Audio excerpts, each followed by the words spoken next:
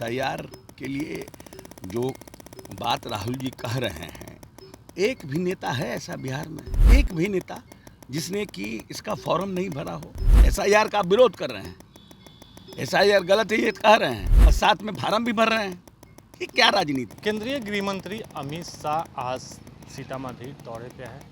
माता जानकी मंदिर का शिलान्यास होना है और उसको लेके बिहार सरकार के मंत्री अशोक चौधरी ने साफ तौर पे कहा है कि हम लोग कैबिनेट से इसको पास करवाए थे और बिहार पर्यटन के रूप में जाना जाता है। और एसआईआर को लेके जो राहुल गांधी और नेता प्रतिपक्ष तेजस्वी यादव विधानसभा हो या लोकसभा काफ़ी हंगामा किए और अभी तक लोकसभा में हंगामा चलता आ रहा है।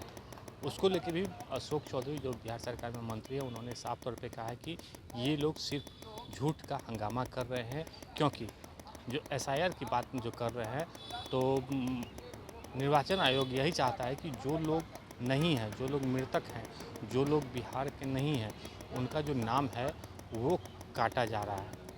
उसको लेके विपक्ष हंगामा कर रहा है। तो इन्होंने साफ तौर पे कहा है कि एक तरफ नेता अपने घर के लोगों को, अपने मामा, अपने भांजा को वोटर लिस्ट में नाम वेरिफिकेशन करवाया है, तो वहीं पे लोगों को भरमा रहे हैं कि वोटर लिस्ट से नाम काटा जा रहा है। क्या कुछ कर रहा है अशोक चौधरी, हम आपको वो बयान सुना रहे हैं। दौरे पर जो एसआईआर हुआ उसको लेकर वोट अधिकार यात्रा निकालने वाले बिहार में।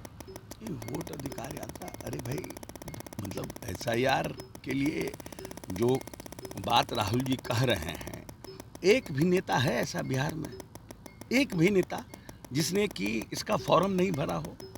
अपने पति, अपने पत्नी, अपने बच्चों का किसी ने फॉर्म भरा नहीं हो। एक भी नेता का नाम बताइए। एसआईआर का विरोध कर रहे हैं, एसआईआर गलत है ये कह रहे हैं और साथ में फार्म भी भर रहे हैं। ये क्या राजनीति है? ये कैसा राजनीति है? एक तरफ आप कह रहे हैं कि एसआईआर में गड़बड़ी हो रहा है, आपको तो 1 महीना का समय दिया गया है। अगर किसी का छूट गया है, जिनविन छूट गया है, जुड़वा लीजिए, तो कौन सा बहुत बड़ी बात है। आज पुनौरा धाम आप लोग जा रहे हैं, वहाँ पर बड़ा माँ जानकी का सीता मंदिर है वो बनाया जाएगा। नहीं, राम मंदिर के निर्माण के समय के पहले से ही माननीय नेता नीतीश कुमार जी इस पक्ष में थे कि एक जो रामायण का कॉरिडोर है बन रहा है, उसमें पुनौरा धाम का पुनर्स्थापन हो, एक नए तरीके से कॉरिडोर बने। और उन्होंने बहुत से मंदिरों का राज्य सरकार के पैसे से उन्होंने बनाने का काम किया है, जैसे पुनौरा धाम हुआ, फिर आपका यहाँ पर सोनपुर में जो हम लोगों का मंदिर है, क्या बोलते हैं, हरिहरनाथ मंदिर, कुशेश्वर स्थान, इन सब जगहों पर नेता ने राज्य सरकार के पैसे से इसको पुनर्स्थापित करने का प्रयास किया है।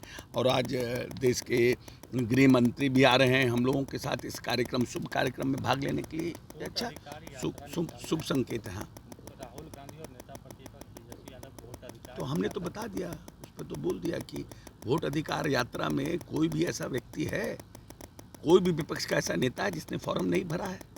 अपने तो आपने फार्म भर लिया, अपने बाल बच्चों का फार्म भर दिया, पति पत्नी का फार्म भर दिया, मामू भगना का फार्म भरा गया, लेकिन आप प्रचार कर रहे हैं कि हम लोगों का नाम काट रहे हैं। तो आपको 1 महीना का समय दिया गया है। चुनाव आयोग तेजस्वी यादव को तलब भी किए थे, जवाब मांगे, लेकिन अभी जवाब नहीं दिए। 2 एपिक नंबर को लेकर तो भाई आप इतना हड़बड़ी में आ गए कि भाई मेरा एक, इसका मतलब कि आप 2 एपिक नंबर रखा हुआ, इसका मतलब आप 2 जगह वोटर थे। तो ऐसे इन्हीं सब कारणों से ना इलेक्शन कमीशन ये देखना चाह रहा है कि कोई भी नाजायज वोटर जुटे नहीं और कोई भी जायज वोटर छूटे नहीं। ये तो यही इलेक्शन कमीशन का मांग है और यही उसी पर काम कर रहा है।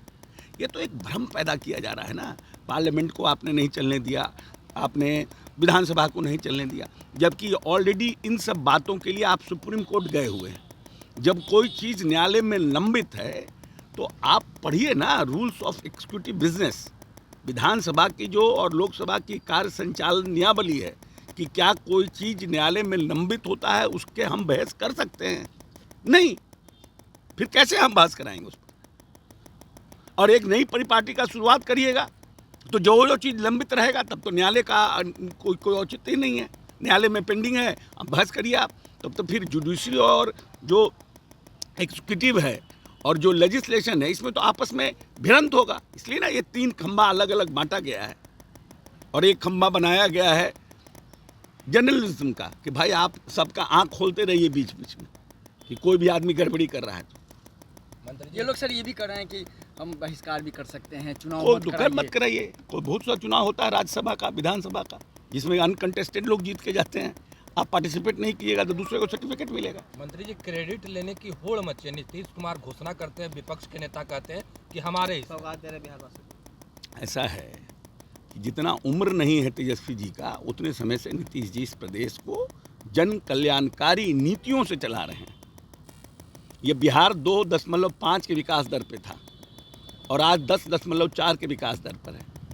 ये बिहार मात्र 24,000 करोड़ के बजट का बिहार था, आज 3,17,000 करोड़ का बजट का बिहार। तो तेजस्वी जी के नकल करके नीतीश जी करा दिए।